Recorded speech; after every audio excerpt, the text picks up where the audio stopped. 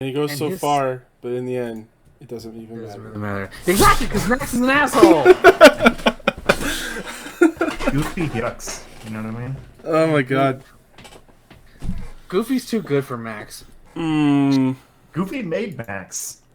Your children are a byproduct of you and your Yeah. actions. You own your kids, obviously. Yeah. Not specifically. I'm just saying the things they do are a result of your parenting. Justin, did you watch The Mandalorian? Not yet. We're gonna start it after the podcast, I think. Okay, thank God you weren't here when we were talking about Yeah, it. we kind of Yeah. dropped a spoiler. We dropped a major spoiler. Oh well, Yeah. good thing I wasn't here then. Yeah. Yeah.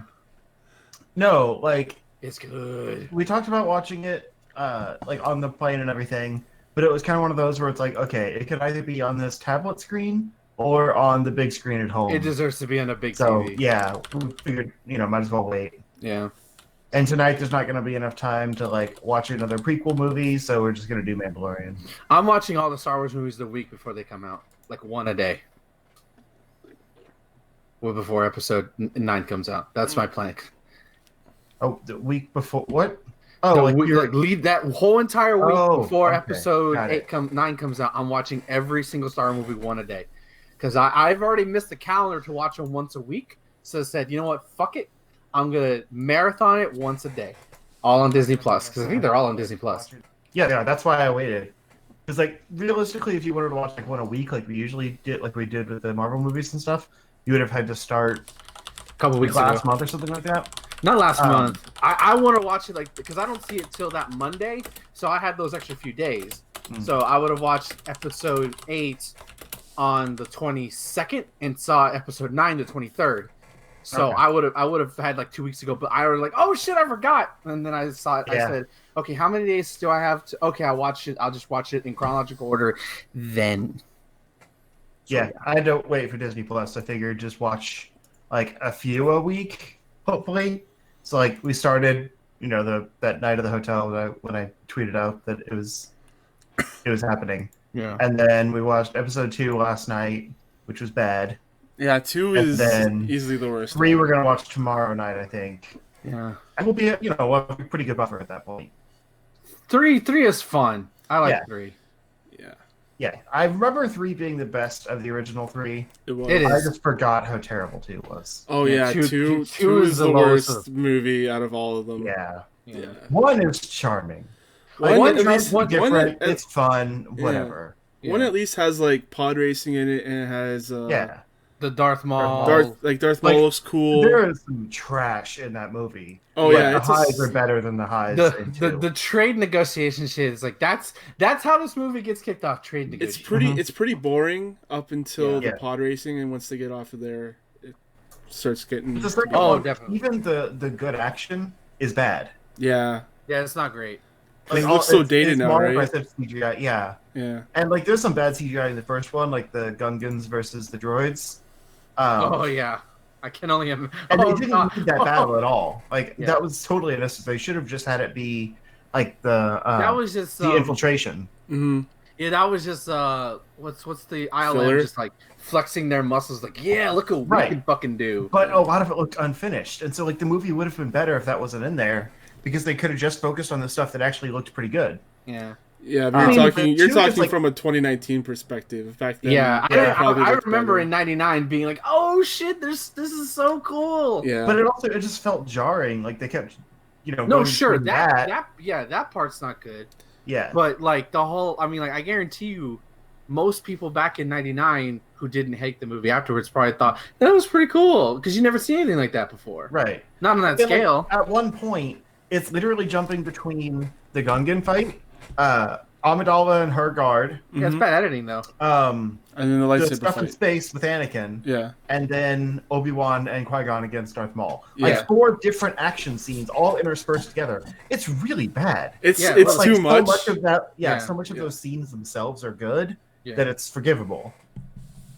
But it's Yeah. like it's the same complaint I had with Infinity War, where it was like cutting between the different combats happening at the same time in the end, Yeah. but none of them really felt like they were getting the service they deserved. But that I- on a much larger scale, I think. Yeah, I disagree with that, but I see what you're I think I saying. disagree with that only because it all takes place in the same area. So you have like the big overworld fight, and then like it zooms in on each person. Yeah. But this No, one I'm is like it's talking taking about when place it's in going different between, areas. So it's Wakanda, Titan, and Thor getting his new axe. oh you're Like, all those three things are all you said happening at the same okay, time. yeah. I thought you meant Endgame for some reason. I don't know why. No, Endgame was great. Yeah, I yeah. had quite a few complaints about Endgame. Right. Infinity War, a little rough. Okay, I can see your point, but I Yeah. don't agree with Because it. again, like the Thor stuff felt unnecessary in that. They could have had him show up. Like I think it would have been more epic if like his entry was like the beam of light coming But how down. cool was it that him you get to see showing up. him like absorb the power of a star, basically? Or Yeah. Groot lifting But up the axe. right in the Yeah. middle of two big epic battles, it was an unnecessary diversion. I mean, If they had paced it differently, like where that was in a different part of the movie, sure. I thought it worked fine. Anyway. Because like I like this is coming from Peter Jackson, Lord of the Rings director. He was like, you don't want to have your audience suffer from battle fatigue where you're focusing on that scene so much because most people just don't want to see that for so long. So you cut to other things to like relieve the tension a little bit, even if it's not comedic, and then you bring it back. Like, yeah, but you could also suffer from confusion at too many. I don't know what the term's called, but too many different things at once and losing track of the narrative. I don't think so. If you establish how like a location is, it all depends on the movie. Honestly, some do it better than others. I think it's the establishment that like really matters. If you aren't established in it, then you're gonna lose it. You're gonna lose the thread. Yeah, and it definitely didn't work in episode 1. It was too choppy. Yeah.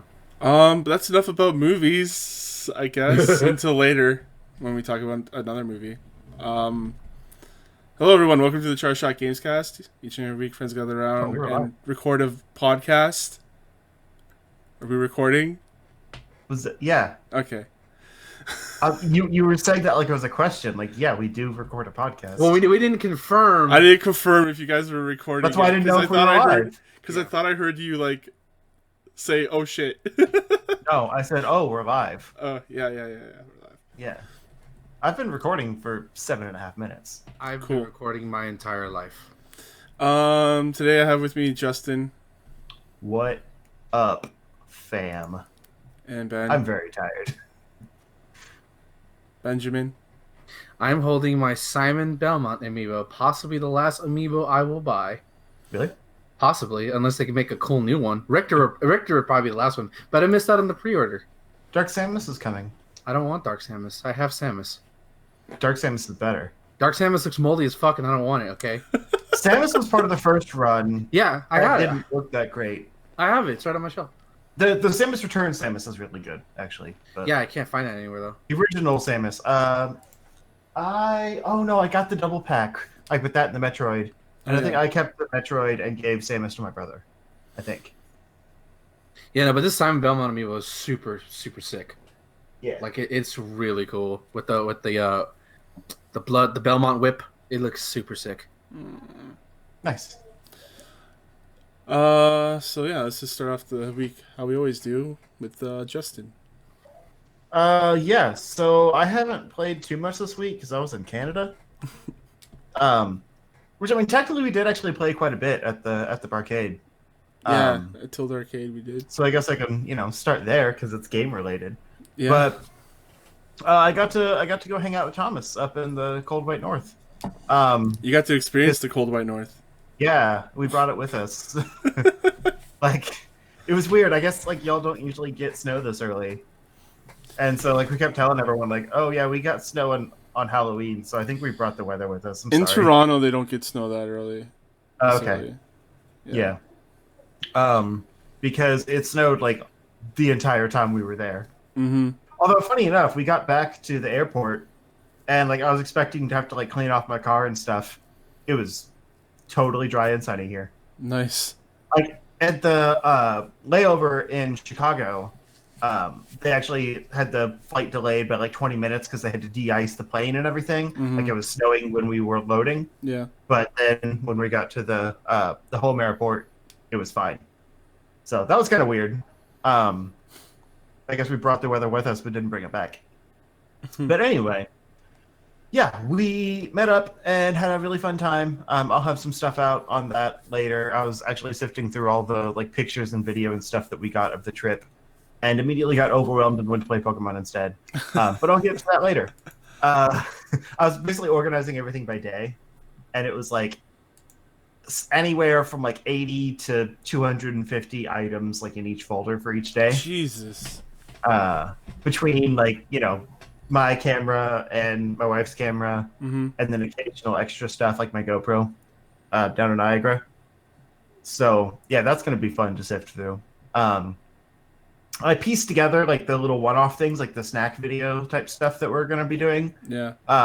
Just, because that's something that's a little less overwhelming that I can put out first and like kind of get the grind going again.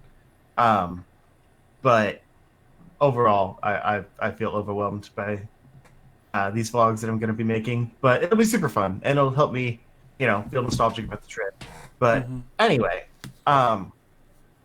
we did a bunch of stuff, but the game related thing was going to Tilt Arcade with Thomas and our friends Magic Zenith and Link the Informer. And it was really fun. Like it's kind of a cool setup there where like you pay a cover to get in, and then obviously like you pay for your drinks and food and stuff, but all of the games there are free.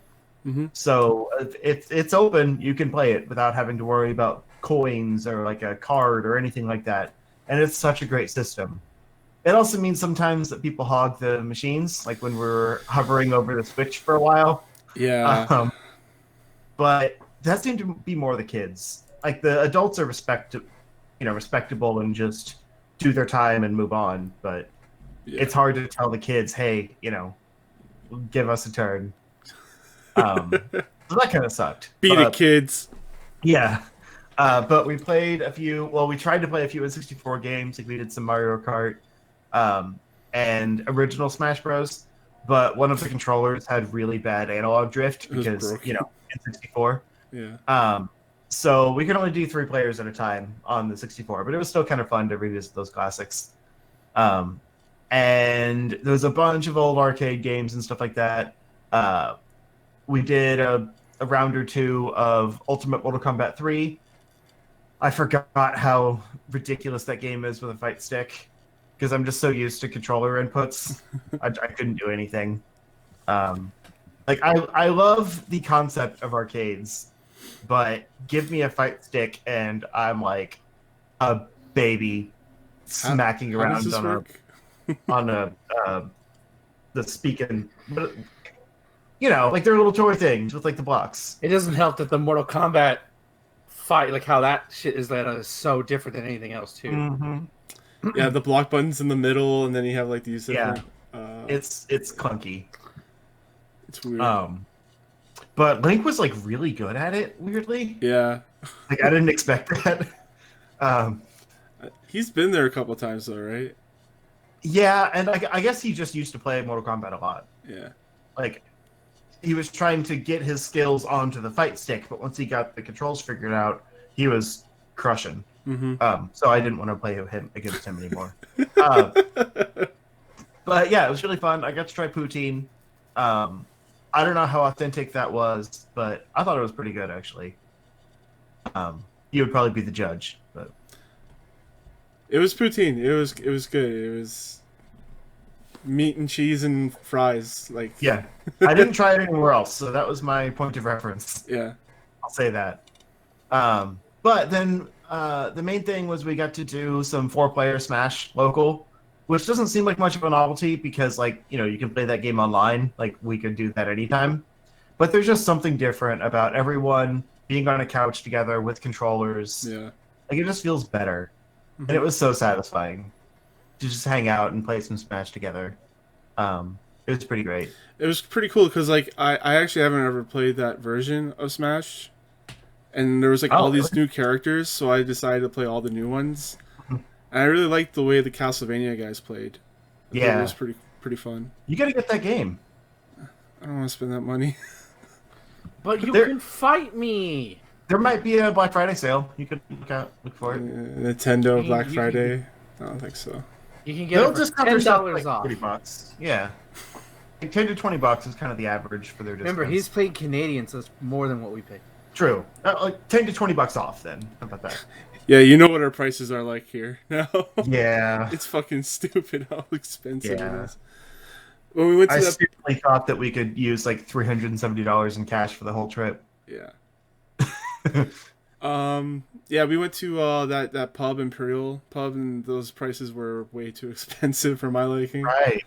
I Um, did not expect that because that was like the first thing we paid for yeah, in Canada, and I was like, well, there goes like half my cash. yeah. Jesus. I was telling you guys, I Yeah. was like, this is not Well, we what split I'm the used money to up to paying. be fair, but Um, half of my cash. but we did end up finding a weird piano guy.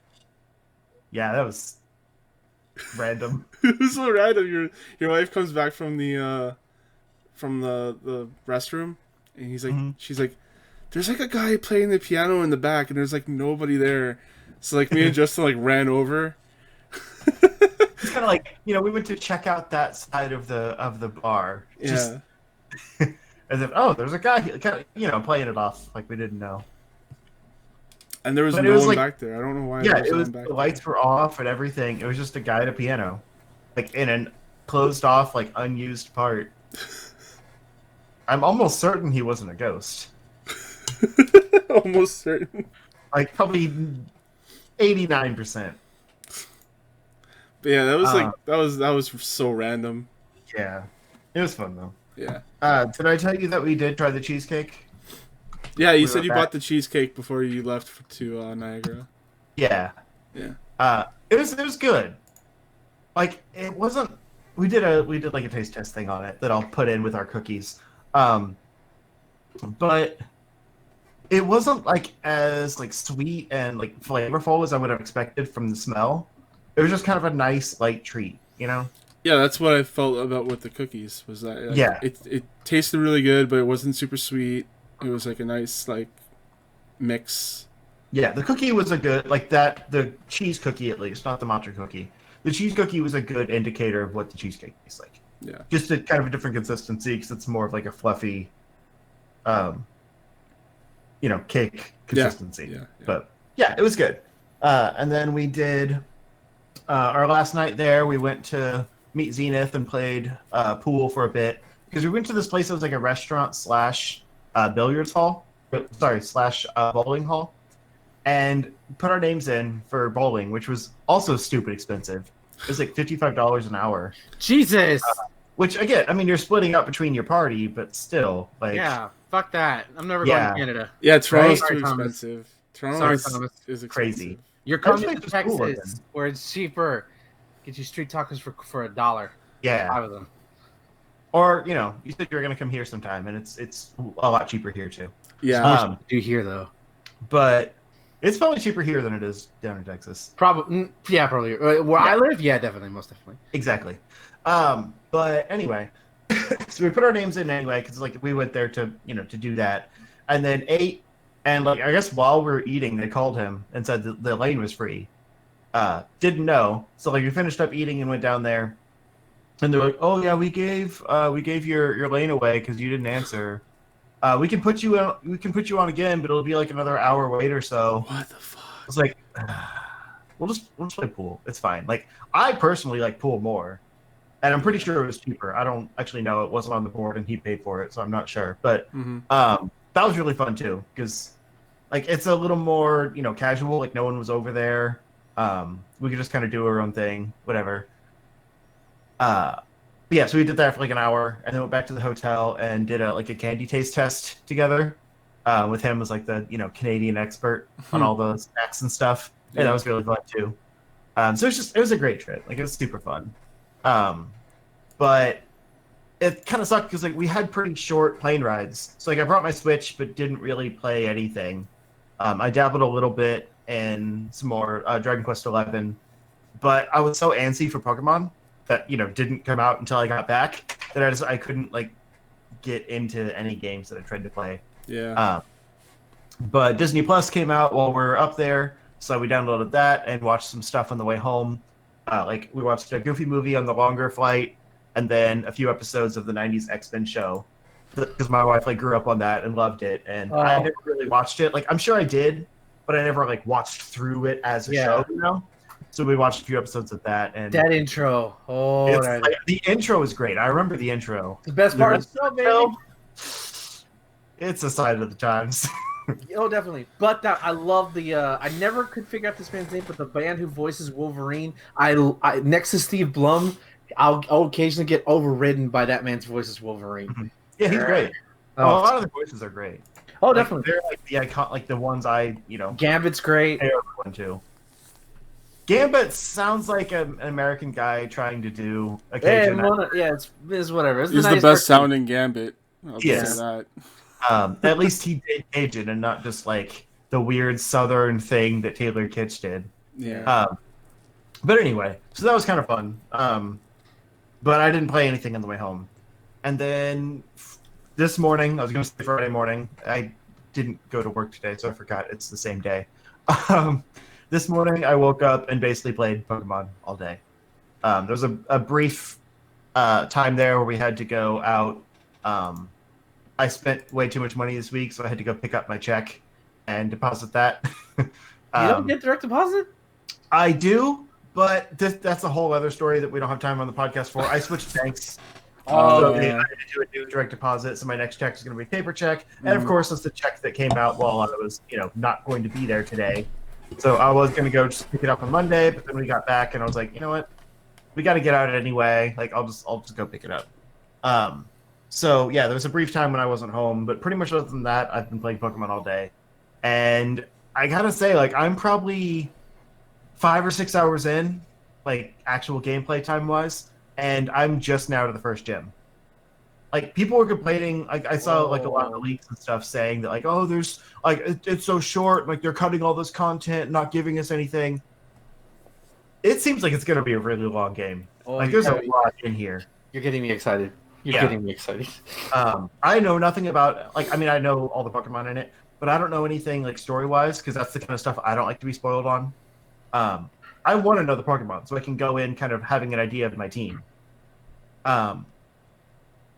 But I wanted to go in blind as far as, like, what happens with the gyms and, like, what happens afterwards and all that stuff. I know a little bit about the post-game, but not that much. And yeah, like the first time you go to the wild area is really cool.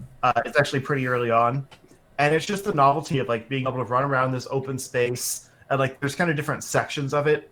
So like there's actually very few routes in the game, but this wild area kind of fills in for that. And so it's like you get to a area, and it says, "Oh, we have to go through the wild area to get to the next town," and you just set free.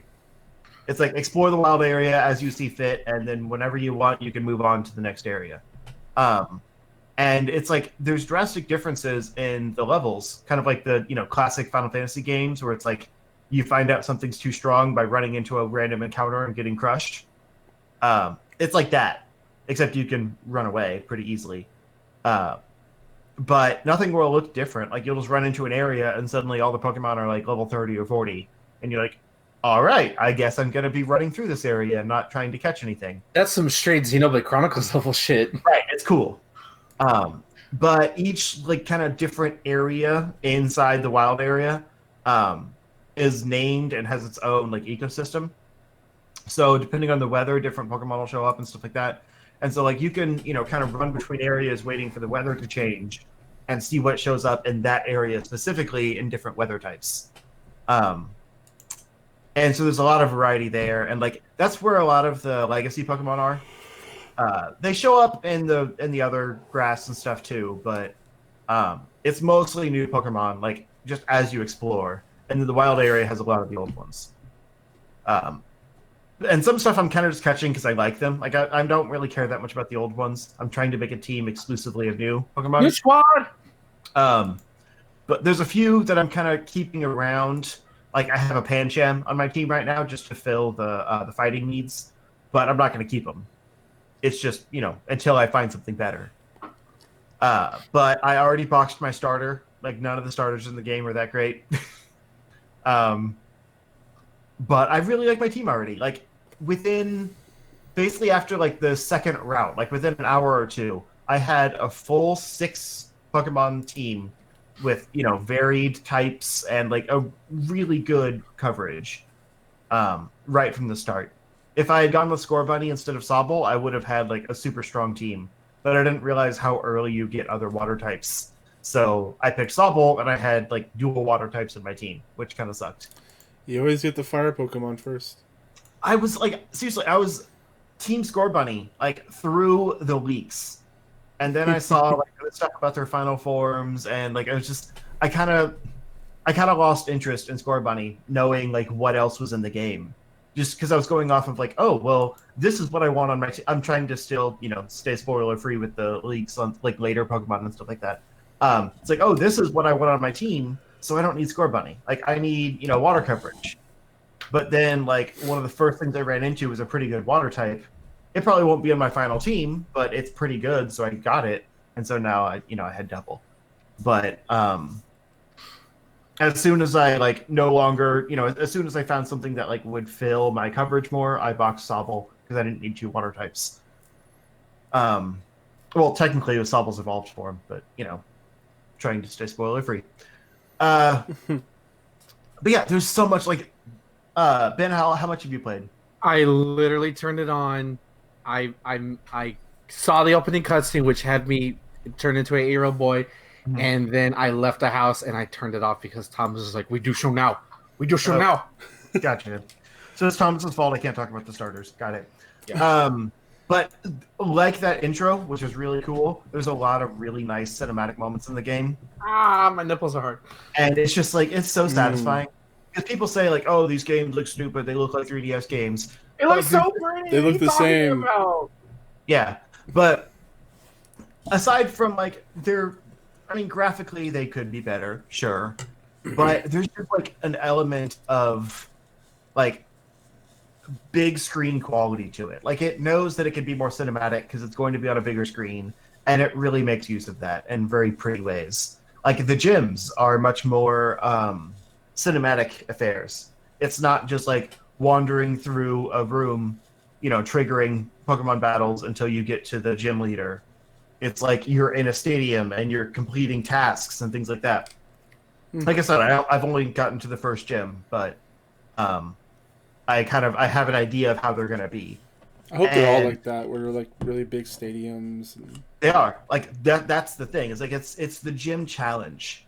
So instead, like you're actually going to like the stadiums, and you have to be like endorsed to do the gym challenge. And it's basically sports. Like they're making it like sports.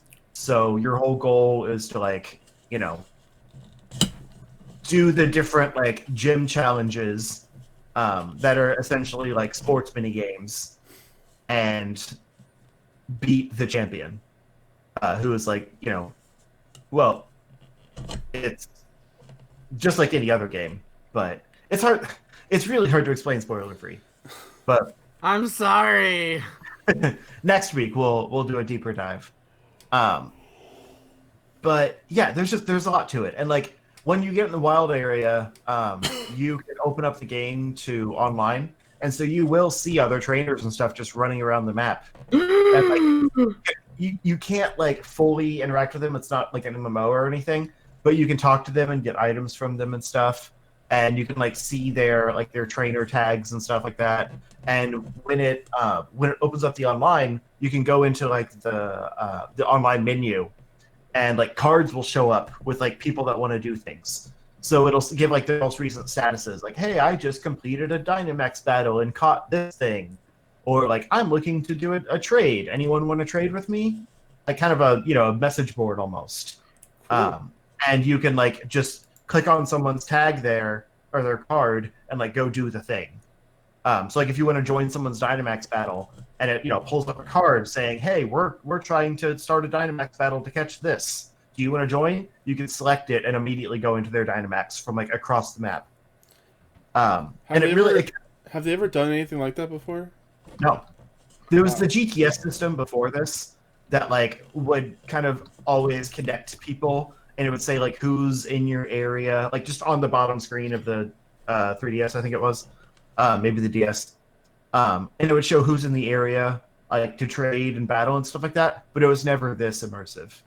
So like when you're running around this area, seeing, trainers like running around with you and like actual Pokemon out in the field, it feels like what people wanted, have been wanting for years now. And it makes me forgive all of the graphical shortcomings and stuff because it's just so cool. It sounds Like, as really someone- cool. Yeah, Like I bet it makes it feel like more like a lived-in space. it does. And, And like I said, it's limited, but the yeah. visual is there still. Like I'm like the way you're talking about this stuff has me more interested because I was like, it's it's another Pokemon game. Maybe I'll get it. Maybe I won't. But And to be clear, like the stuff between the wild area is still you're just running through routes, triggering trainer battles, right. fighting Pokemon, stuff like that. But I mean, the Pokemon do still show up in the wild. Like the only thing that happens on the grass is exclamation points can show up at certain areas, and you can like run to those exclamation points and trigger like quote unquote random battles against things that you don't know what they are. And they're usually things that you're not going to see like walking around. So there's still incentive to go to those things. But for the most part, like if you see it wandering around, you can run into it and battle it and catch it. Sometimes those things are super strong, and it won't actually let you catch them until you have enough gym badges. It'll say something like it's resisting or something like that. Kind of like when you're in a trainer battle and it's like you can't catch a trainer's Pokemon. Yeah. It's kind of like that. It's like you don't have enough badges to train me, bro. And you can generally tell that because they're large and like fully evolved.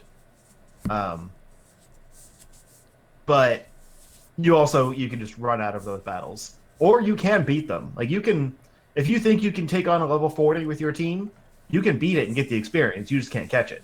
So there's still kind of that like uber monster quality to it. And the Dynamax battles, I know I'm kind of buried the lead, but the Dynamax battles are really cool. They're totally unnecessary and just there to be flashy. But like a 4-on-1 battle is really satisfying. Because a lot of those like party tactics, I've never been one to care about like the 2-on-2, 3-on-3, like those kind of gimmicky battles. Yeah. But there's a lot of moves that like affect the entire field and things like that. Like either offensive that hits every enemy on screen, or which there are still like double battles and stuff in the game too. Or defensive where it's like one person like heals your entire party. Things like that. And so you really do get those tactics in when you're in a Dynamax battle because you're 4 people working together to take down one monster that has a really high health bar and stuff. I mean, it's a raid, sure, but in a really satisfying way. The only problem I've had is like because I think it was the first day, like this morning, it was really hard to find anyone to actually like raid with me.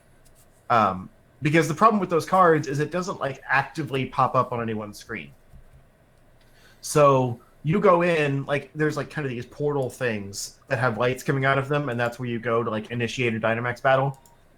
You go into that, and then you select a menu that says like invite others, and it sends a card out to that that online menu saying I'm about to Dynamax battle. Do you want to join me? But unless you're like in that menu, you don't see it. So you're just kind of sitting there waiting. There's like a 2-minute timer that ticks down. You're just waiting for people to join you, hoping someone sees your card pop up and, hops in your party with you. But you can also just do it with like 3 randos, probably computer players. So I've taken to just, going into it, not inviting others, and then dealing with it with the randos. So like, it's not that big of a deal, but it's not as cool as I would want it to be. But you can also run around the wild area with friends. Like if you link up, and then I think you can just like explore the area together and like initiate Dynamax battles together and stuff like that, as if you're actually playing with each other. So that would probably be the ideal way to play that. It's just like finding 3 of your friends and say, hey, you want to run around the wild area for a while, and then just play, rather than waiting on people to join you. But there's still a lot to discover. It seems like there's a lot of game here. And a lot of the mileage is going to vary based on just your overall love of Pokemon and your interest in the new wild area concept. Because I spent like probably 2 hours there, just like kind of traveling to each of the regions inside of there, because it's kind of like boxed off. And so like each time you discover a new one, it like shows the name and then like lights up that box in the wild area. So I wanted to make sure I had all of them collected because like once you get fly, you can like fly to each individual spot on the wild area map.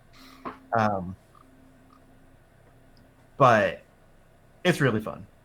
That's all I can really say. I've more than gone over my 15-minute allotment, but in my defense, I had a Canada trip to talk about, so we can move on. Ben. So I played more Luigi's Mansion. This I legit thought about giving this my Game of the Year trophy because of this one section. So there's a level in there that's basically a movie studio. It's possibly my favorite one in there, and you'll find out in a second.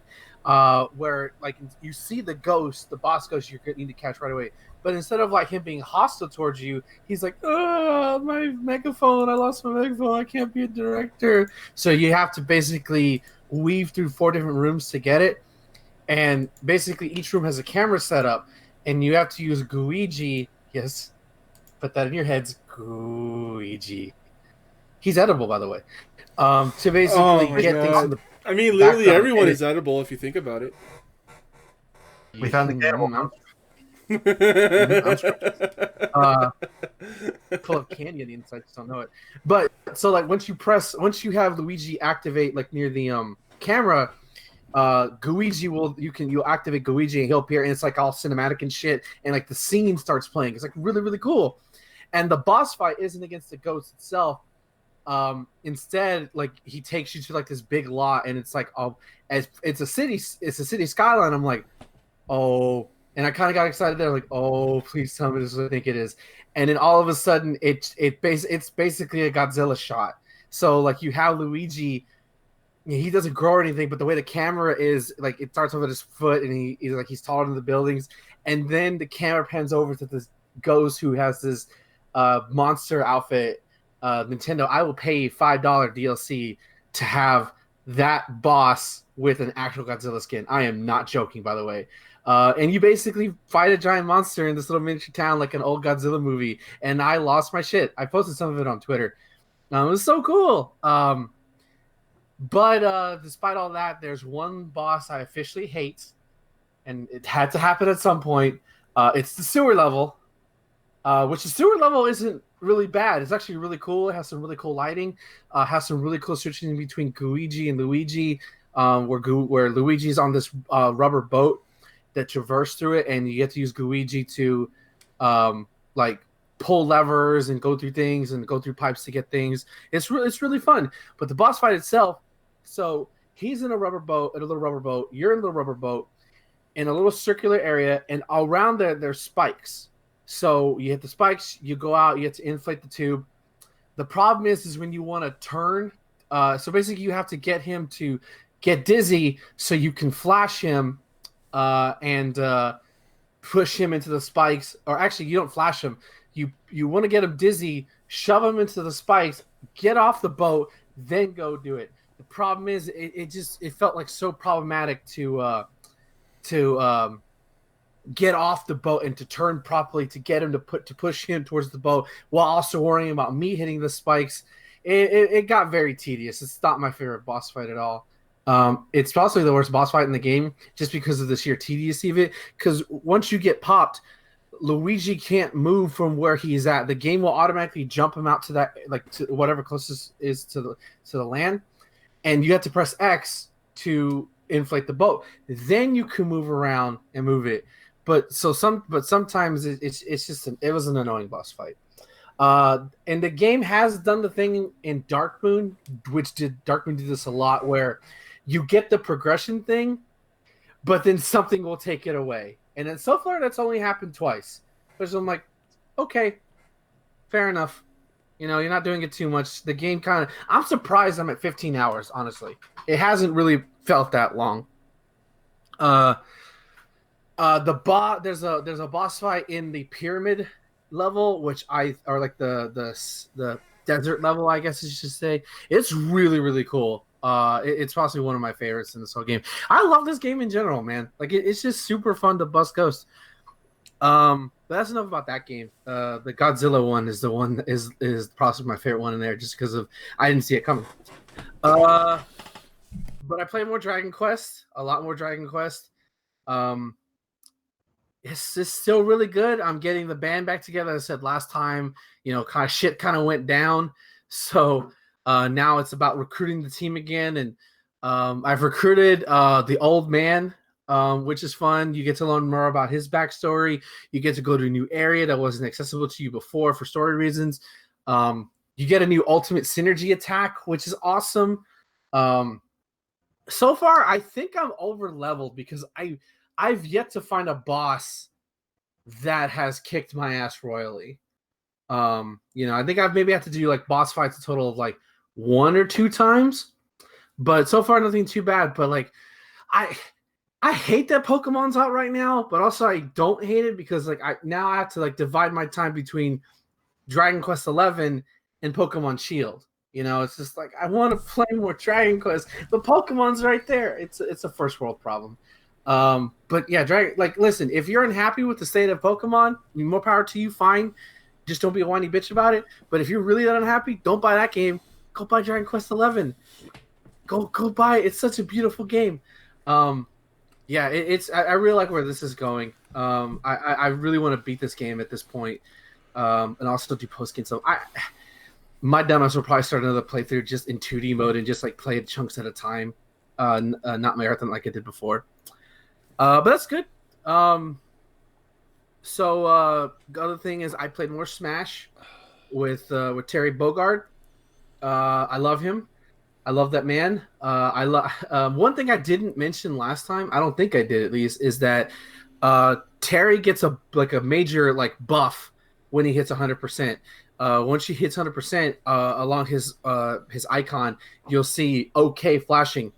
And when when that's flashing, he can do, if you do double quarter circle forward twice with punch, he does Buster Wolf.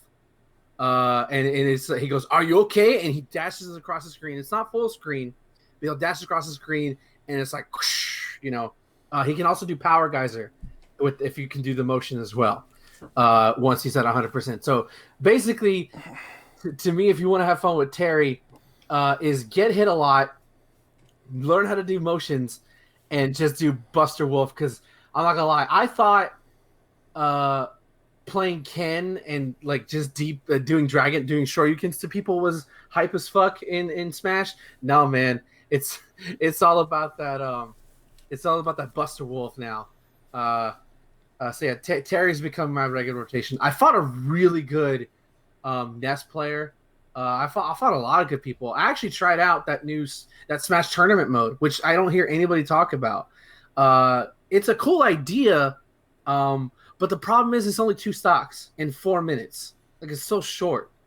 Like the standard I play, most Smash players that I know play 3 stocks 7 minutes. So I don't know why it's that short, and matches feel like they go way too fast. The good news is though, if you lose, which I lost every single first round of every tournament I entered, you immediately can just leave and then join another tournament. And actually, I think they're doing a special one this weekend related to Pokemon Sword and Shield. So there's that. So if you like want online play, but you don't want to do quick play and all that stuff, that's an option for you. And what else I haven't really updated my status on Pokemon Go because I don't feel like I talk about that much. But this past Wednesday, I conquered 3 gyms in my area. Ooh. I don't get a lot of foot traffic, but like, one didn't have anything there, so it's kind of just like, oh, I'll just walk over there, and my Spirit Tomb is gonna stay right there. He died earlier today, so I got him back. I didn't know if you put a Pokemon at like a gym, if you won, you get currency for that. I didn't know that. So that was a nice surprise. And I conquered one. It's right across the highway from me. That one I'm probably gonna. I usually take that one back every Wednesday when I go do my errands. Like it's just, it's always the same guy. Um, so there's that, and then there's one like literally right by my house. It's literally just like maybe not even that long, but now he has like 1300, 1500, 1800 level Pokemon there. Before he would only have like 200, 300. I'm like, you son of a bitch. Oh, and I have a Moltres now. Because I did the professor things, the little research things, like just haphazardly, and then like I did enough of them, and you get like a box, and then like it's like, do you want to do this catch now? I'm like, yeah, sure. It's probably, I thought it was gonna be like a Poliwag or some shit. Like, no, it's a motherfucking Moltres, like just there. I almost ran out of Great Balls catching him, but I caught him, so I have a Moltres on my team, so that's pretty sick. The research breakthroughs are almost always like good legendaries. I The didn't know that. last 2 months, I think, it was a terrible like Eevee with a flower crown on, and everyone was really mad because it like says usually legendaries, and it's like you can only get one of those at most once a week because it's like 7 days to make it happen. And so when it's an Eevee for that long, people just stop trying to do it. Yeah. I didn't know that. Well, I'm glad I got a Moltres my first time. So yeah, It rotates out what it is. I think right now it's the birds and the Gen 3 legendaries, Kyogre and Groudon, right? Ooh. It can be any of those 5. Oh, I hope I get Kyogre. I love him. Or it rather. And just to get out of the way, because this is the last thing I played, I did start Pokemon. I'm playing as the female because I just want to feel pretty. Luckily Iggy is a gender neutral name, so I just went with Iggy because there's no female equivalent to Ben. At least I don't think there is. Because like Justin, you could be Justina or Justine. I would never do that. I'm just saying it's an option. I barely like my name, much less a female version of it. Yeah, like I'm not gonna lie. Once I literally have only left the house, like stepped out, and I was like, oh look, there's a little Munchlax. He's got a little playpen, just like oodling. And like for people who are like, oh, it's just a 3DS game. I'm like, bro, are we seeing the same fucking shit? I remember those 3DS games. This is not a 3DS game. Like, are you kidding me? And oh my god! And as soon as I just left the house, and there's this little Badoo just chilling there, little Badoo. I remember you from Gen 5. I think that's Gen 5. 4. Was it 4? Okay.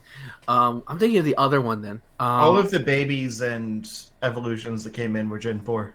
Oh, okay. But yeah, like again, I haven't chosen my starter, but like I immediately felt like an 8-year-old boy again. And just seeing that gym, or at least that gym with that arena, because I don't know if I ever said this on the show, but I know people who are close to me have heard this. Like the one thing I've always wanted in Pokemon was like a spectation of the Pokemon if not the gyms, definitely the Elite Four. Does this game have an Elite Four? I don't think it does, right? It's just the champion. I cannot confirm nor deny. Yeah. So either way, I remember reading that somewhere. I apologize if that was a spoiler, but I could have sworn like it's just the champion itself. But like I always wanted that, like because like I grew up as a sports person, like competing in front of a crowd, or as a wrestling fan competing in front of hundreds of thousands of people watching you. I always wanted that in Pokemon, and I always hated that. Well, not hate is a strong word. I always just wished like you could see like NPCs in the background and you can hear cheering you. Obviously, sprite limitations and hardware limitations couldn't really do that. But the fact that now it's going to be realized, it's going to be so super sick. Yeah, I'll probably report more on Pokemon next time. I will say this now. I am slow as fuck when it comes to these games. I take my time. I go through every route a lot. And I like to immerse myself, so I will be behind everybody. At a certain point, I will understand. This is just me, sort of like for audio record purposes. At some point, I can't hide what's in there or not. I'm gonna see it. Now that the game will be out and coming with the next couple of months. But I'm just putting it out there. I take my time with these games. I've done my best to keep my pictures and stuff spoiler free. Like not show new Pokemon. Like if I have a comment about something, it'll only be an old one, that kind of thing. Yeah, I did. This is kind of a spoiler, but that Pokemon in the opening cutscene standing next to Rose or Rose or whatever, I want that thing. The fire elephant. I don't know if it's fire, but the elephant. Oh yeah, Yeah. yeah, that thing's cool. It's not fire. That thing's cool. Oh, ruined immersion. Damn it! It looks like a fire. I thought it was too when I saw the leak. I was kind of disappointed. I'm gonna catch it. I'm gonna name him Draffy. I don't know why Draffy. It just came to my name. But yeah, it's gonna be difficult because I'm still playing Dragon Quest XI and Luigi's Mansion. All the Luigi's Mansion is almost done, so I'm not worried about that. But I got 2 great RPGs to keep me busy this winter. I'm spoiled as fuck. I'm done talking. Ugh. Can I get Luigi's Mansion 3 without playing the other two? Hell yeah. Should I do that? Yeah, it's just literally the plot is King Boo will reference like, you kicked my ass twice. I'm here to try to kick your ass. I'm here to try to not get my ass kicked the 3rd time. That's it. Okay. There's literally no continuity. Okay. I'm just curious because out of the Nintendo games this year, that's probably the one I would want to pick up. Yeah. Yeah, I don't even think they like you may wonder where he got the ghost dog. Just don't think about it. He just has a ghost dog. That's it. Every time you say ghost dog, I just think of Zero. Ghost dog. Zero is a good ghost dog. Yeah. But no, yeah, just play it. All right. So I've been playing 2 new games. One of them is Death Stranding, and Oh yeah, that's a video game. I forgot about that. It's weird, man. It's a weird thing. I haven't gotten past the tutorial stuff yet, but it's basically like a delivery game. You're an Amazon delivery worker. Yeah, you're basically just a delivery guy. Like you're delivering like medicine and supplies to other people around the country. Mm-hmm. It's got some weird, cool story stuff that I'm like interested in, like the timefall rain. Like, if you get rained on, you age, and it's kind of fucked up to see that like actually happen to people. Like, there was one dude that was trapped. Like, it was in some of the pre-release stuff where he was trapped underneath something, and the rain was going on him, and he just got older and older and older. Like all the invisibilities, like the invisible creatures and stuff. Like, apparently they're like ghosts or something. When people die, they explode and leave a crater behind, which is crazy. Oh yeah, I saw that. Like worms. It's Yeah, fucking it's crazy, dude.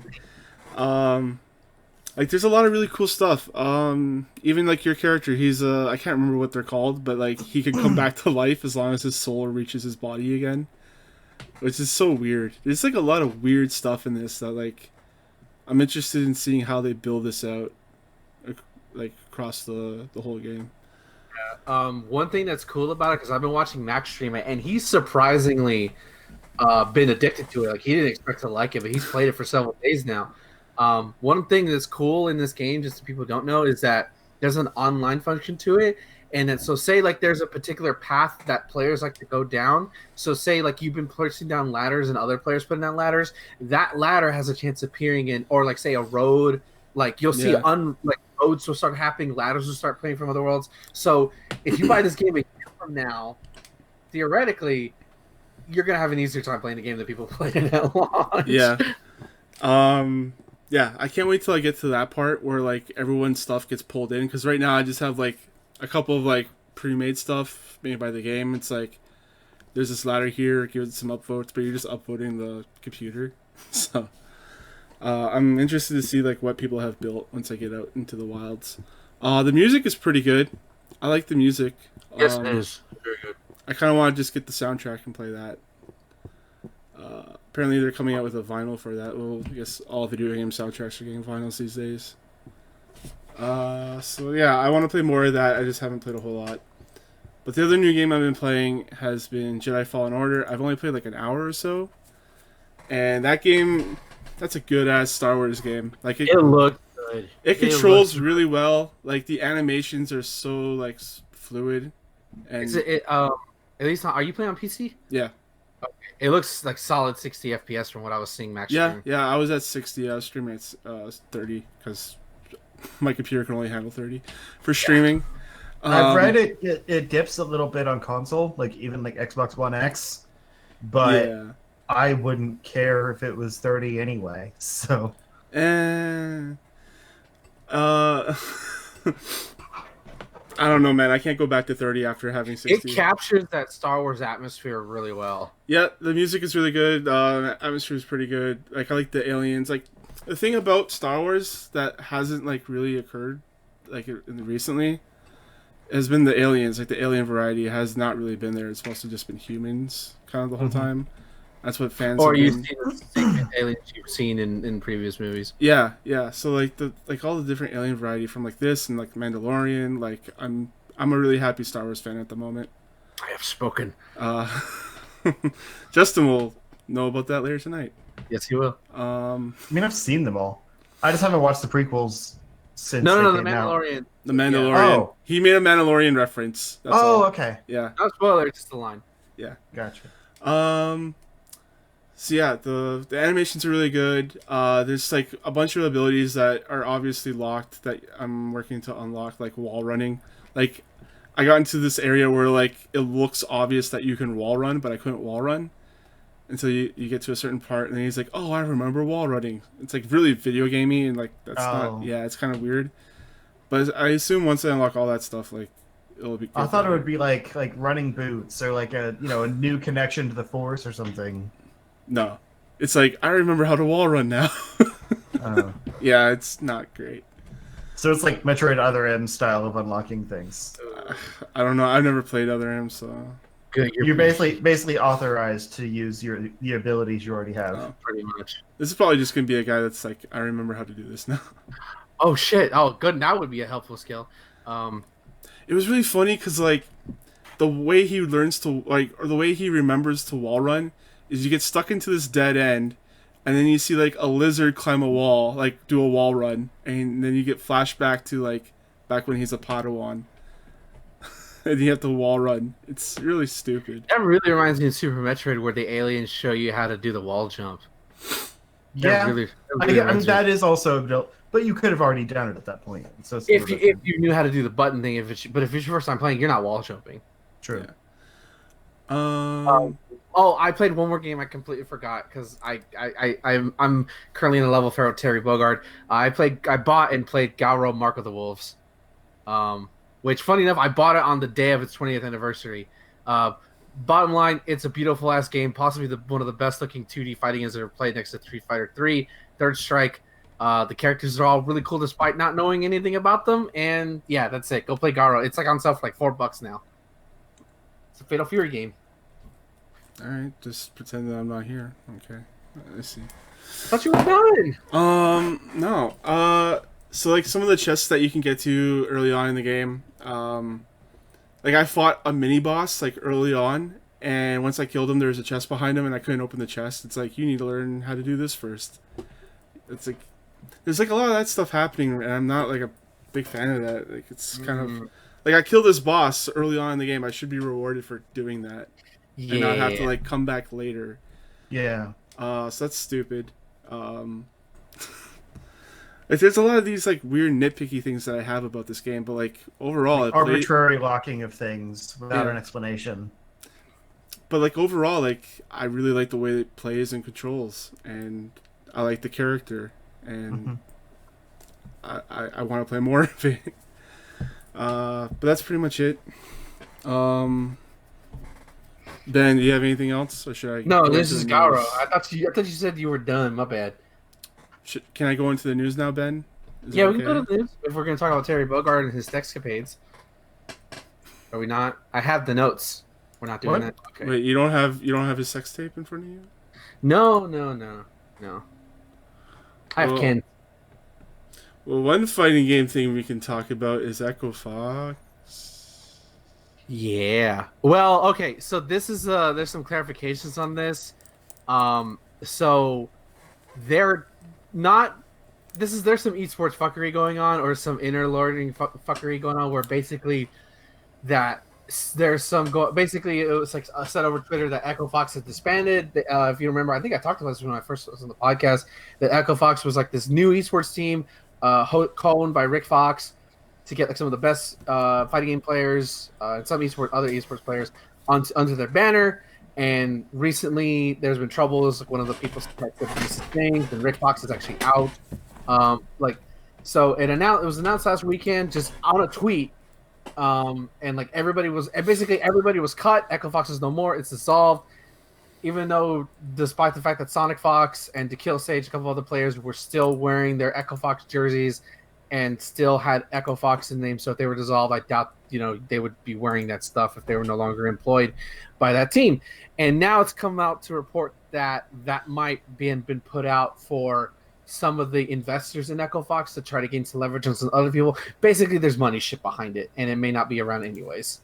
But there was some fuckery going around this weekend. But it goes to show you that esports is not a good business to be in right now because there's not a lot of money in on the return investment. It's very hard. That's all. So moving from one funny game topic to another, we have Mortal Kombat movie reboot. Cast is vampire fighter Nitara. Yeah.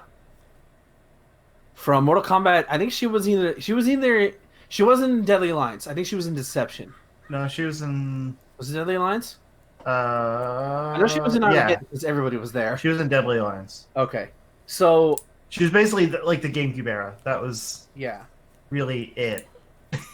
So I posted this in here just because I thought like, oh, I actually posted this. I didn't think they would cast somebody from a character from that era, in the Mortal Kombat reboot because like. In the games, obviously, if you played the first Mortal Kombat from '92, it's the basic roster. I won't say who they are, but when they rebooted MK9, they added in Katana, some of the other characters that weren't necessarily in there, but they were there. They just weren't playable. And even MK11 did that a little bit, where basically they said Kotal Khan has been there the entire time, and Aaron Black has been there the entire time, but you just never saw them. So I think it's cool that they're adding the vampire chick from Deadly Alliance.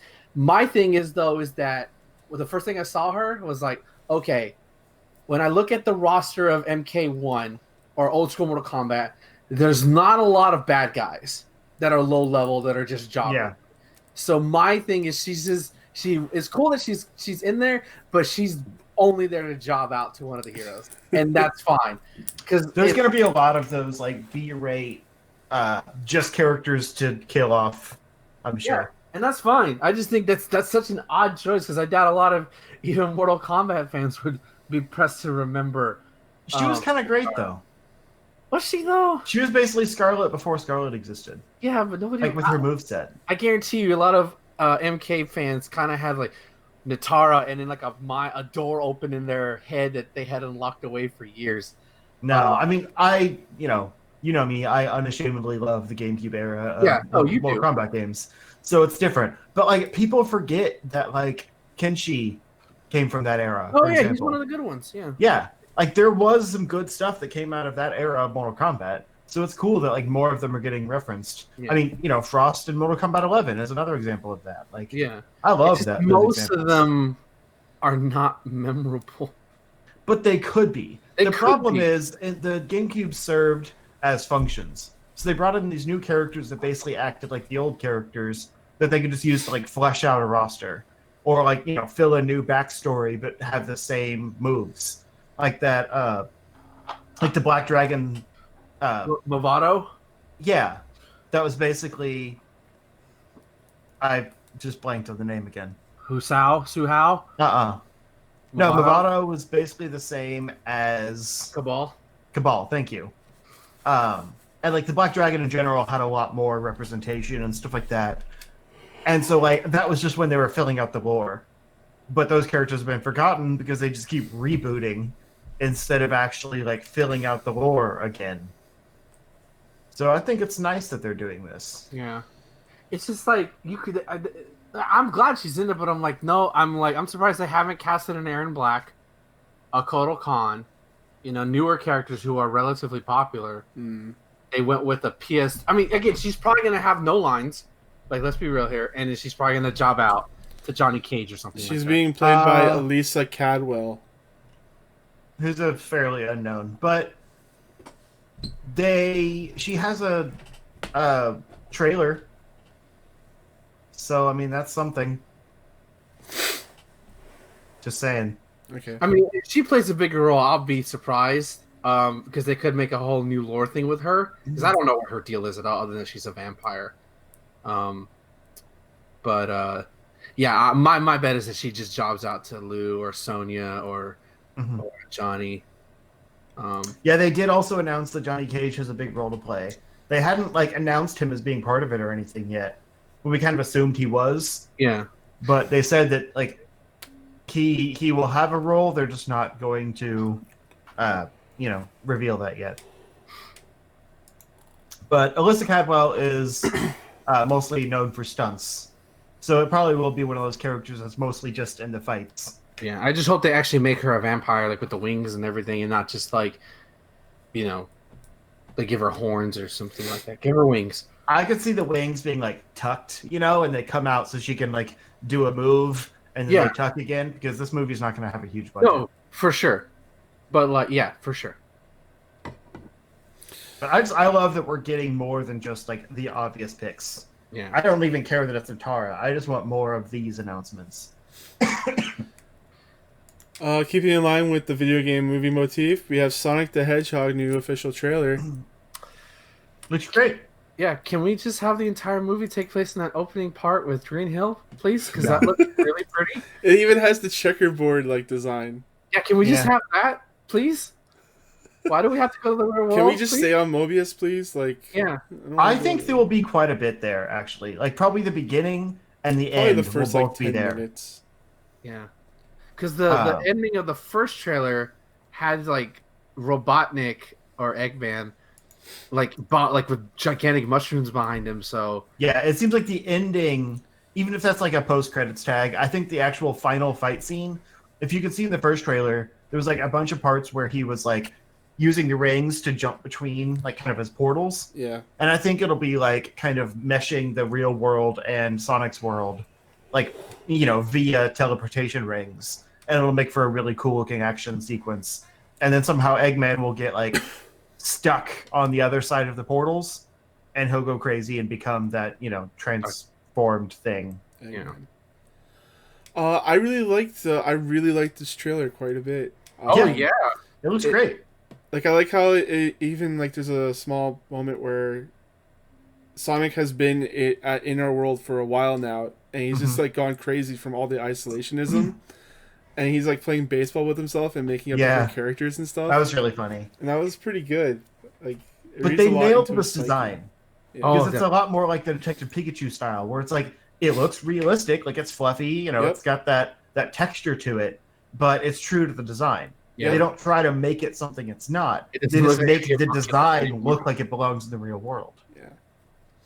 And I like the intersplicing of like old Sonic music too. Oh, that was great. It was pretty good. They definitely play in the nostalgia more with this, like the opening Sega logo and that kind of thing also. Yeah. I swear to God, like if the Sega logo shows up in the theater, it better say Sega. And even his headband is the classic Sonic logo. Yes, it is. I didn't notice that until I just like scrubbed through the trailer and saw it. I had 100 YouTube videos show me that. Like, hey, if you notice here, like, yes, I see. Yeah, that's pretty cool. Yeah. But like the jokes still seem like they're not going to be catered to like us, for example. But I find it charming. Yeah. Like there's funny stuff here. The yarn bit was my favorite. Yeah. He's like, oh, that's probably nothing. He's like, yeah, it sucked. Yeah. And like, I'm sure Jim Carrey will be too much, but I'm a sucker for Jim Carrey also. So it's fine. Eggman is like certain characters of Eggman can be like too much. So right. I think it's perfect. Like he's playing the character well, but I love like just his over the top thing. Like, the guy hands him a coffee and he's like, here, I thought you would want this. He's like, of course I did. I love the way you make it. Yeah, I like that like, part. He was so mad, but I just don't like the dancing when he does, and like it's gonna be very kid friendly, like over the top stuff that I'm not gonna be a big fan of, but it'll work for kids. Yeah, it's fine. I'm seeing this with my friends when we go to Chicago. Yeah, I'll probably watch this in theaters. And like I feel like you could actually tell like the fun energy that Ben Schwartz had playing Sonic. Yeah, even though he got no credit. Yeah. Yeah, on the poster, yeah, you're right. Yeah, Still makes me mad. that's, The Yeah. title character. You know, so this Sonic wouldn't be around if it wasn't for Bradley Yeah. Cooper and the I can't remember what the fuck it's called. What? Doesn't he play the thing from the movie of the guy? Rocket, yeah. Oh yeah, probably. That's what I meant. Yeah. I can't think tonight. But no, like I think it was. Granted, Ryan Reynolds is a bigger name, but I think in a Detective Pikachu trailer, it either had his name first, or it said like Ryan Reynolds as, and then the title Detective Pikachu. Just do that. Yeah. Have the names up top on the poster, and then Ben Schwartz as Sonic the Hedgehog. I'm just saying, like, this style of like live action CGI thing wouldn't be, No, I know. or like as a big of a deal if it wasn't for like Rocket Raccoon like hitting it off with people. Yeah, because they used to do this with like the Garfield movies and things like that, but they were not this. They were not mainstream and like nerdy characters. Yeah. Yeah. But it looks good. I'm happy with what they did. yeah. But can we just like cut out the human element? Can we just stay? Because that Green Hill looked amazing. They had the loop. Like, come on! I want to see Oil Ocean. I want to see Marvel. Okay, maybe not Marvel. You have to remember, this movie does not have a large budget. They No, I couldn't know, have made I something know. entirely. I get you. Then the sequel at the end, we're gonna see him hanging out with Tails in the Oh, post credit. Yeah. Tease my boy Knuckles. Like No, that'd Knuckles be will be cool. at the like end if of the they second show like a tease of something that could be a bigger budget in that world, and like maybe the humans go over there or something. Yeah, like the Death Egg robot. Oh, the Death Egg. That'd be so cool. I'm getting too hyped for it. It's a fuck. God damn. This movie's probably not going to be good, but god damn it. No, it's probably not. Ah, This is gonna kick off the Sega Cinematic Universe. Yeah, No, the Smash Bros. Universe. the Sega Extended Universe. No, because that's where we get a Yakuza movie by the Russo brothers, and then we get Streets of Rage and Panzer Dragoon movie and all that good shit.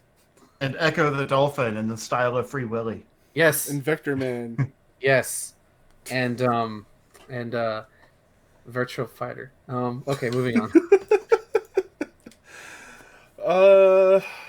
Alright. Stadia won't have family sharing achievements or 4K streaming on PC at launch. Oof. So more bad news about this thing. We know more about what Stadia won't have than what it will. Did we talk about the launch titles that were going to be available? Oh, on? we have not yet talked about launch titles. Great segue. I don't think there was a link in the... Yeah, in I the thought show it was. notes. It didn't seem worth mentioning. It's such a bad list. That's what it should be. So warn people, hey, this is what you're getting, and one of them you definitely don't want to play on a streaming service. Games. Launch games. Okay, so 12 launch day games. One of them is an exclusive, and Forbes is not letting me view their article because I have ad block. Let's see. Verge. Nope, I can't find it. I'm trying to find the fucking list. Vamp. I just saw, it's not related to this at all, but I just saw like on the sidebar of this story that the Okay, I got it. Mega Man Zero and ZX Legacy Collection is delayed a month. Yeah. So a little mini news story. It's now coming February 25th, 2020. Now I have to decide between that and fucking Uniclear, and that makes me so mad. Yeah, I feel like February is not going to be as good a time for it. Okay, I have the list. Stuff, you know? I have the list. Okay. So launching with Google Stadia is fucking Forbes. I don't care what you had. Assassin's Creed Odyssey, Destiny 2 the collection, Which is Destiny 2 plus all of the DLC. Mhm. Okay. Guilt. I'm gonna assume that's pronounced Guilt. Gylt. No one knows what it is. Yeah. Just Dance 2020. Oh boy. Kine. Kine. No idea. Mortal Kombat 11. Ugh. Red Dead Redemption 2. Samurai Showdown. Also. Ugh. Two. And then here's the Thumper. And here's the trio that everybody's talking about. Tomb Raider Definitive Edition. Rise of the Tomb Raider, and Shadow of the Tomb Raider Definitive Edition. That's what you get at launch Wait, Shadow of the Tomb Raider. Wait, it's launching with that? Yeah. Yeah. That's weird. I mean, every game on that list is old. Wait, The no. newest Wait, one What's Shadow of the Tomb Raider? I thought that That's the was. new one. I thought that was a new one. that came out last Last fall. year. Last year. Or- yeah. Wait, Rise of the Tomb Raider is the one that came out a couple years ago, and then there's three Tomb Raider games out now. yeah, Oh, Yeah, Shadow kind of on Shadow Drops. I Yeah, did it not just- realize. it dropped. I didn't think it was possible to do worse than the sequel, but it did. Holy shit! I didn't even realize it was out. Yeah, Yeah. even though the sequel's not a bad game, sequel's a really fun video game. The sequel is okay. Yeah, The I liked first it one's better. good. First one was really good. The sequel plays up the Tomb stuff more, but it doesn't like none of those games really do that much to innovate. So I think it's just like they're for the people that like them, and that's about it. Yeah, and correct me if I'm wrong. You have to buy these games, right? Yeah. Yeah. I'm gonna say this right now. Do not buy Mortal Kombat or Samurai Shodown on Stadia. Just don't. If you do, It's latency. oh yeah, you kidding me? Yeah. It's horrible. It's a horrible idea, especially considering these. Just Dance is on there. Yeah, Imagine the latency with a dancing game. oh my god, it's oh my god. And That's Thumper, a rhythm game. Plus, you don't even use a controller for that. Like, how are you playing Just Dance on Stadia? I don't. No, you use a controller. How? I don't know. That's not the point.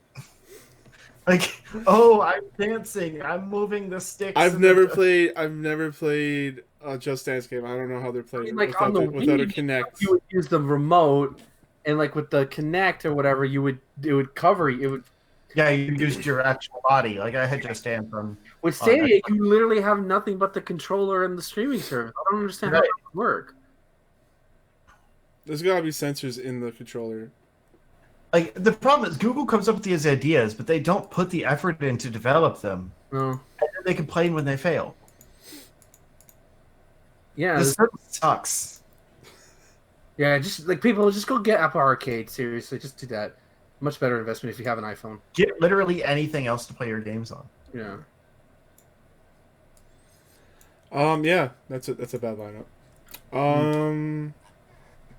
John Carmack.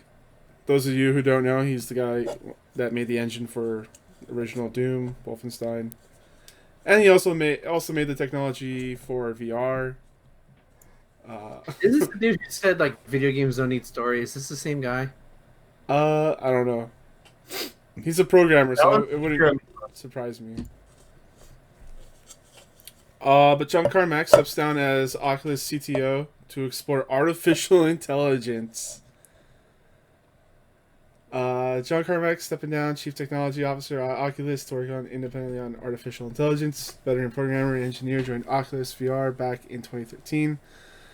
Around 4 months before, the company was acquired by Facebook and also known for co-founder for Quake, Doom, and Wolfenstein. During his time in VR company, Carmack oversaw the development and commercial launch of the original Oculus Rift headset, its successor, Oculus Rift S, standalone Oculus Quest, with later two only arriving earlier this year. In a post on Facebook, Carmack explained he will continue to work on some VR projects at Oculus in a consulting CTO position, but that those development efforts will only consume a modest slice of his time. The rest of his time will be spent exploring the world of artificial general intelligence, which Carmack claims could have enormously valuable applications. When I think back over everything I have done across games, aerospace, and VR, I have always felt that I had at least a vague line of sight to the solutions, even if they were unconventional or unproven. I have sometimes wondered how I would fare with a problem where the solution really isn't in sight. I decided that I should give it a try before I get too old. Going to work on artificial intelligence, or artificial general intelligence. I think it is possible, enormously valuable, and that I have a non-negligible chance of making a difference there.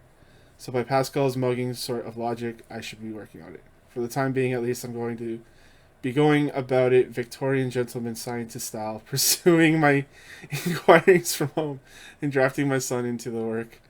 Runner-up for next project was cost-effective nuclear fission reactors, which wouldn't have been as suitable for that style of work. So I think if anyone can make Skynet, it's John Carmack. Oh yeah, this is the guy who said video game stories don't matter.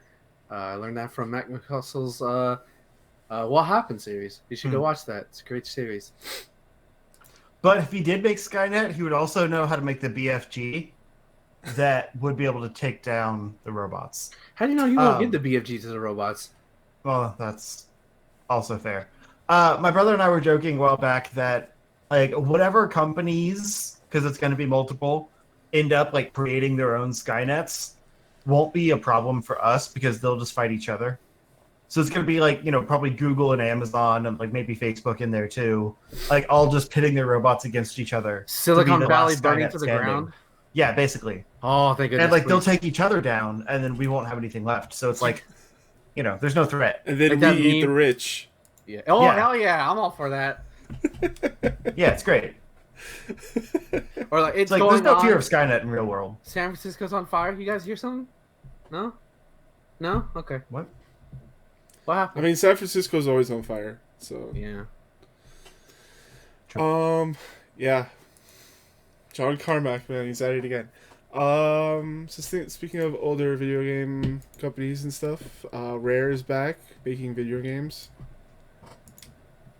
A new open world adventure game. They're making video games. They made Sea of Thieves last time. Yeah. Rare's upcoming game, Everwild, is a delightful and fantastical looking adventure game set in a natural paradise, revealed today at Inside Xbox. Everwild featured a Princess Mononoke style wilderness and creatures. Yes, it does. It looks very pretty. I haven't seen. We don't know anything about it, but it's very pretty. Like, at first I thought it was supposed to be some kind of like Jade Empire type thing, like kind of a return to form for them. And it's very possible that it's like a new RPG type, but the trailer for it didn't really give any ideas of what like the gameplay was. Mm-hmm. And I'm a little worried it's going to be like a foresty Sea of Thieves, where it's open-ended gameplay and like very focused on community, but like there's really nothing to actually do. And I hope it's not that, because like the main thing I saw was like a group of people kind of exploring and like she like shushes the others as they creep up close, and I'm kind of thinking that means it's going to be like a community-based game. But I don't know. I don't know. It's way too early to tell. Yeah, it looks neat. Like, I'm glad Rare's getting to make more weird things, even if they're not for me. Like, people love Sea of Thieves. I thought of Breath of the Wild when I saw that video. Yeah, I can see that. And then it reminded me that there's like grass in Jedi Fallen Order that you can cut with a lightsaber. Nice. So. Oh yeah, I'm definitely seeing the Breath of the Wild influence on this game. Very exotic looking. Like if Breath of the Wild was made on like the Xbox One engine. Oh, most definitely. Yeah. It looks. I just hope it's not a survival game. Right. That's what I'm worried about. Like, God, I hate survival. I don't hate survival games because they can be fun when done right, but I feel like the market is oversaturated with those games at this point. Mm-hmm. If you need a segue, Obsidian's making one too. Yeah, let's just go over everything that was announced for Xbox at the XO 19. So, Obsidian's Grounded enters early access this spring. This is one that, like, if it wasn't a survival game, would actually be really cool. Because it's like a Honey, I Shrunk the player. Yeah, you're a group of kids who've been so shrunk down to a tiny size, have to survive in a suburban backyard and not get eaten by spiders. Yeah, that sounds cool. If it was an adventure game. Launching the early access via Xbox Game Preview this spring on Xbox One and PC. Don't Nod. It's coming up. New game. Tell Me Why will be available this summer. Creators of Life is Strange is back with another story-driven adventure game created in partnership with Xbox Game Studios. Tell Me Why stars a pair of siblings, one of whom is transgender man. The studio has worked alongside the advocacy organization GLAAD to deliver what it calls an authentic representation of the trans experience. 3-episode game will be released in full this summer on Xbox One and PC.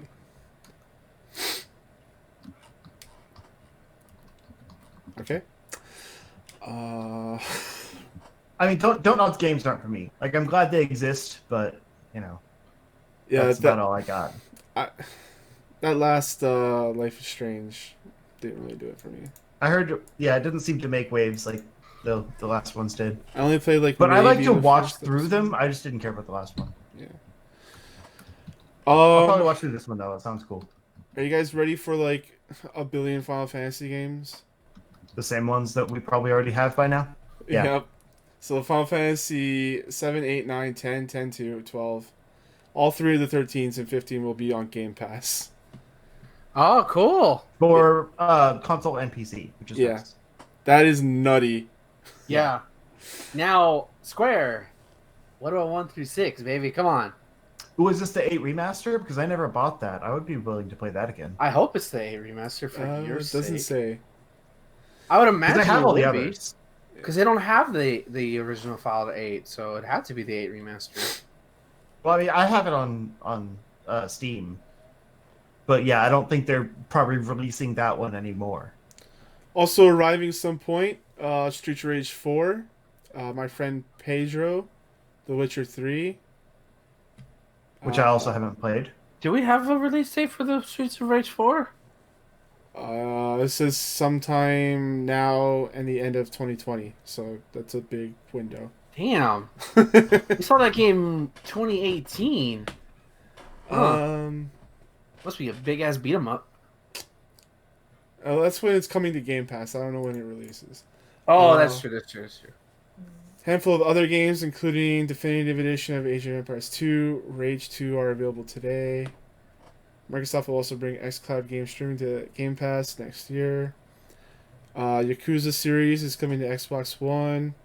Yakuza 0, 1, or Yakuza 0, Kiwami 1, and Kiwami 2 coming to the Xbox One and will be available on Game Pass in early 2020. Game Pass is the best value for your buck. And then also we have Kingdom Hearts coming to Game Pass, 1.5, 2.5, and 2.8. Wow. Oh my god. Because 3 came out at launch, so now they're playing catch up. Yeah. And also dropping Kingdom Hearts 3 demo. Halo Reach being added to the Master Chief Collection for console and PC, December 3rd.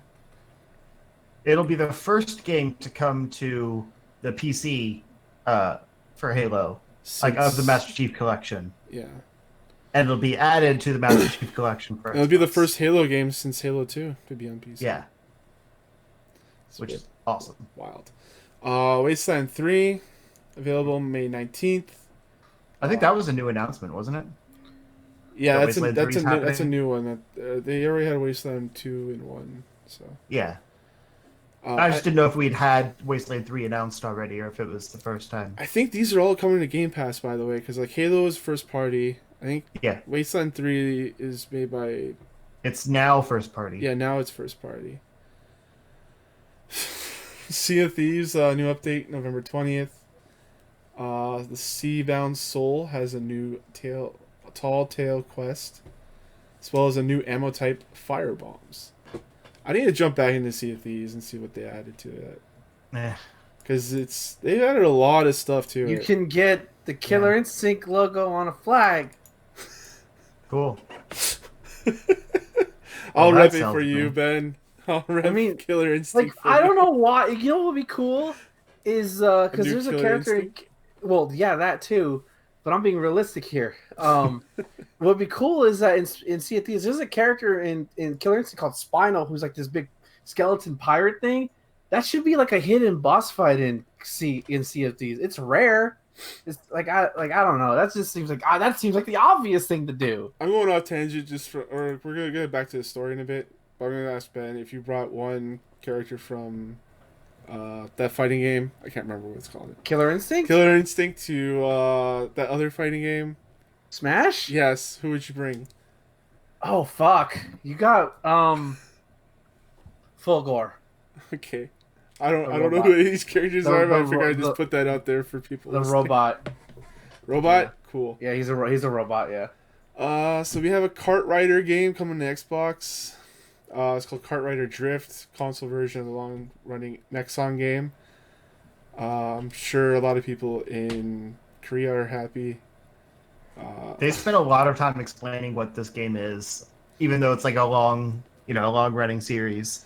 I played one of them like a long time ago. I think on mobile, probably. It says that this I game was originally released on Windows in Korea and back in 2004. Yeah, but it's like a new version. Yeah. Like I said, Nexon big in Korea, man. They're Yeah, huge.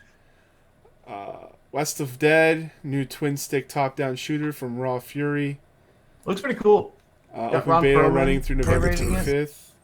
or playing the main character, I guess. It looks neat, and I love the logo. Like the two guns making the skull Yeah. is really cool. It basically like it looks like God, I can't think tonight. Ghost I don't Rider? know. Yeah, Ghost Rider, yeah. Yeah, Ghost Rider in a poncho. I'm glad that you guys know what I'm thinking and I don't even know what I'm thinking. I got you, boo. Also coming to the end, I think. Bleeding Edge will be available Getting there. March 24th. 2020. Closed beta for pre-orders for Ninja Theory's upcoming multiplayer combat game will commence on February 14th. Yeah, it's the thing I'm not too keen on. Yeah, I don't care. Next game from the developers of The Flame and the Flood coming next year to Xbox and PC called Drake Hollow. Involves villages full of adorable vegetables. Last Stop is coming to consoles to PC next year. Narrative adventure game from the developer of Virginia. If you haven't played Virginia, play Virginia. It's like a really cool like. Take me home. Where's It's like It's like a really cool like. People could say walking simulator, but it's more of like an adventure game kind of. Planet Coaster console edition is coming in summer 2020.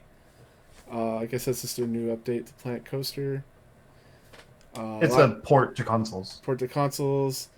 Lots of trailers and updates for Microsoft Flight Simulator, Age of Empires 4, Minecraft Dungeons, which the release Minecraft Dungeons got a release date for April 2020.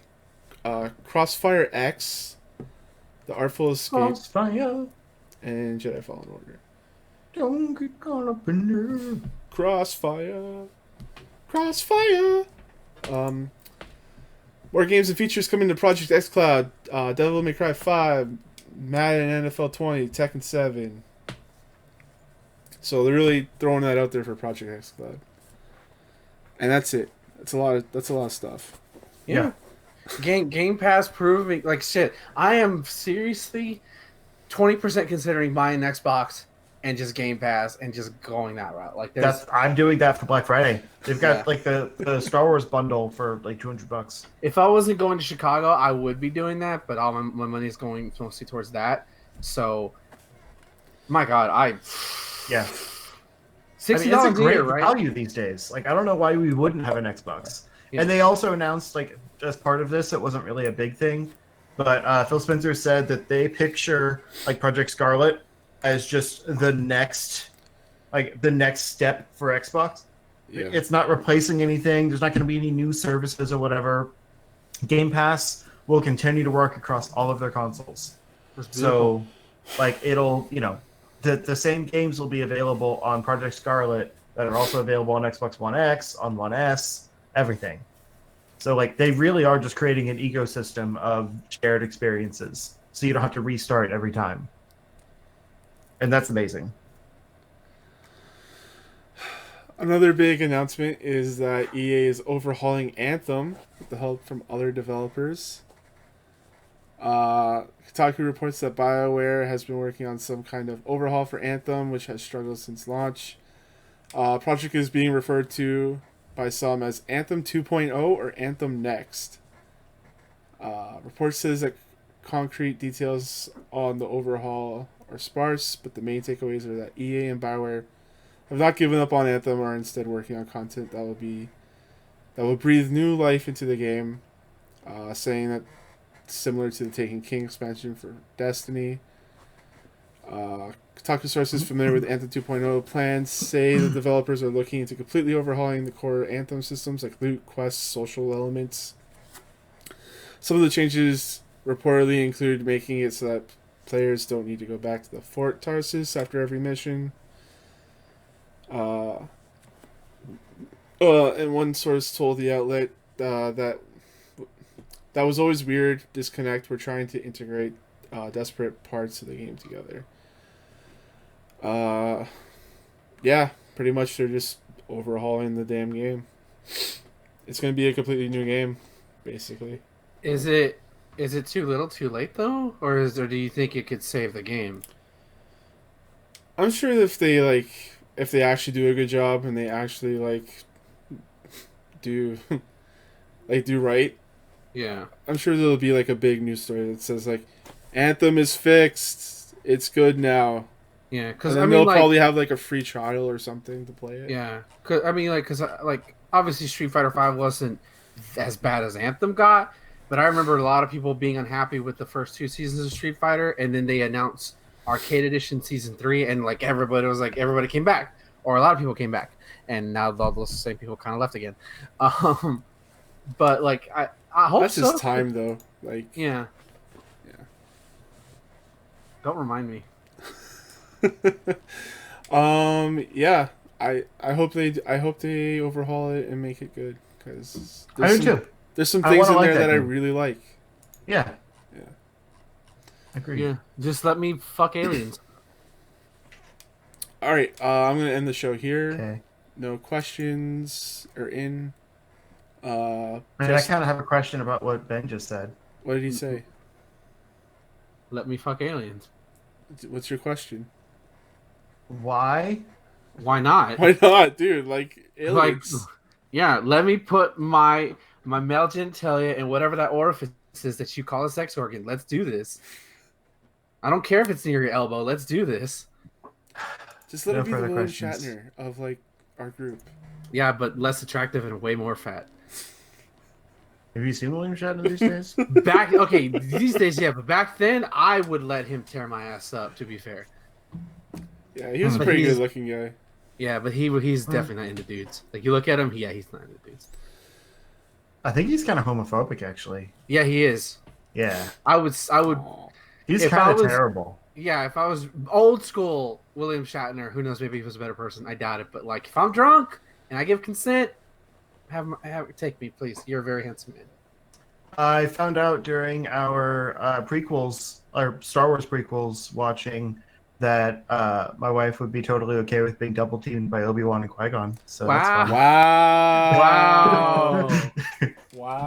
Wow. You're lucky Jedi take abstinence of marriage and lovemaking. Yeah, it's true. It saves me from those fictional characters plowing my wife.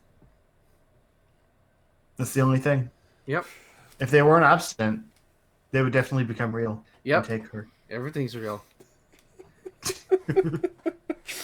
Justin, where can people find you? You can find me crying in the corner. You can find me on Getting Twitter. cucked by Obi-Wan and Qui-Gon.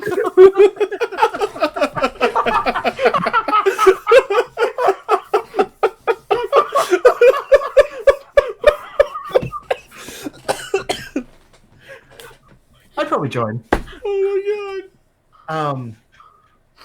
You can find me if you look for Zero Score on Twitter or YouTube or Twitch/Mixer.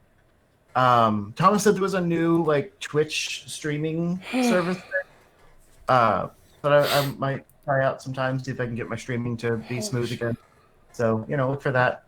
And I'm like I said, I'm gonna have a bunch of travel vlog stuff going out over the next month or so, whenever I'm motivated to make them. So yeah, that's me.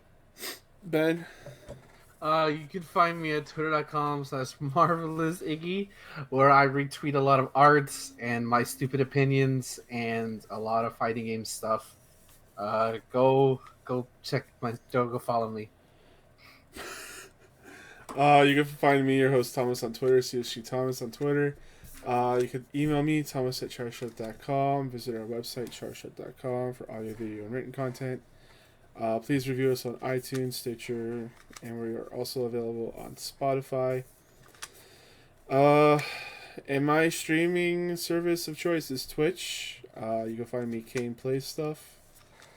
And until then, guys, enjoy your games and have a good night. Bye. Getting cooked by fucking Obi-Wan. Oh my god. Holy shit. Ugh.